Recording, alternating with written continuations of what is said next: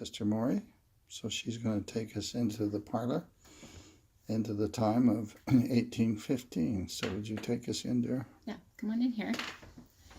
And in here is where the floors are original and the beams above us are original, even right down to the buttermilk paint that Polly herself would have put up to reflect light. The furniture in here is not original, but they're period pieces. So it's very much like what it would have looked like when the Knights were living here.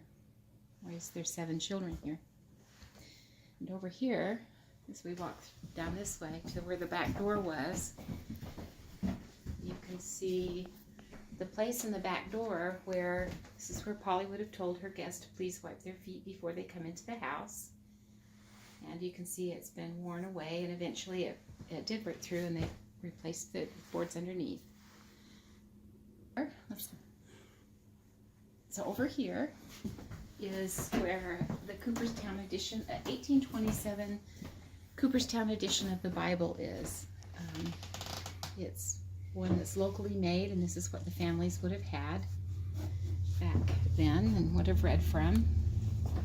It's 197 years old. 93, I can't remember. It's going to be under plexiglass next year. And then right here is where they found some of the original wallpaper as they were taking down the walls. It's you can see it's hand rolled. This is very old. And then coming in here, you see more of the buttermilk paint up on the ceiling, very clearly, with bits of the wallpaper right here. That ends this time period here, and we'll go upstairs and talk about 1826. Okay, so we'll go up here into this time period, and that's when Joseph Smith comes over here in September, as I said, to work for Father Knight up in the grist mill. And there, at the time he comes here now, there's 3 children left home.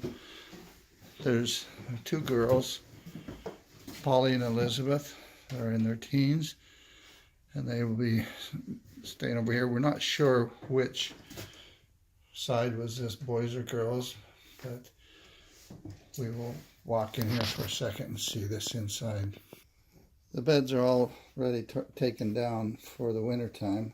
I wanted to take it over here and show this precious little plaque here that is a statement of Lydia Knight, who talks about God rules. And even though Lydia was not here, she was the second wife of Newell. That would become her statement of faith. So we'll go through here and over to what they've staged is the boys' room.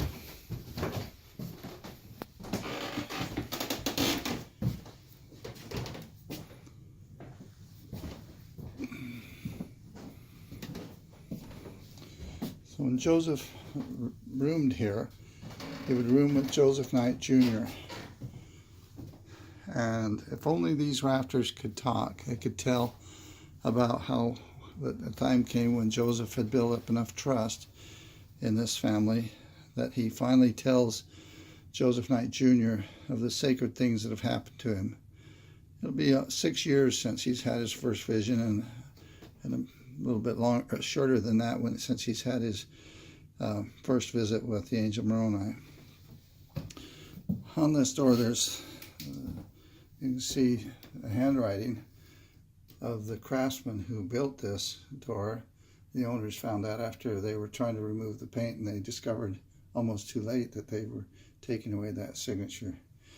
Anyway, this is a significant place because whether it was here or downstairs around the table or out in the fields, Joseph tells Joseph Knight Jr. about those things, and Joseph Knight Jr. believes him. So that begins the sequence of the family, one by one, gaining their testimonies. After Joseph Knight Jr., and there would be Father Night, and then Newell Night. Now these are the quarters back here behind this wall where we have lived the last 6 months. So every morning we would come down these stairs and climb them in the night.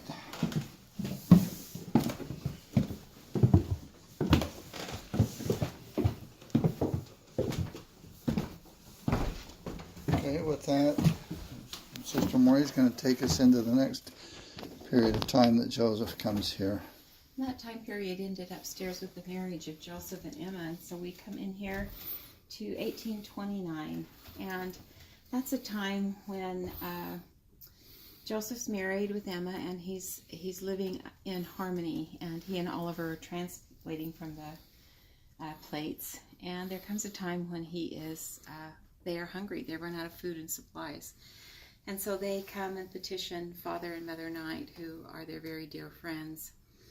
And Father Knight eventually ends up bringing Joseph and Oliver a wagon load of supplies, and where he has a barrel of dried mackerel and several bushel of grain and some taters and tea and a bundle of lined paper.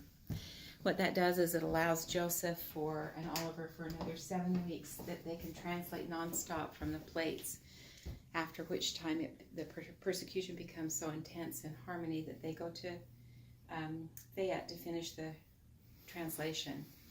More importantly is the lined paper. The church has 144 pages of original manuscript, and among that is lined paper. So we love how the Knights ministered to this man of God, a prophet of God, who was bringing forth the Lord's church in the Book of Mormon.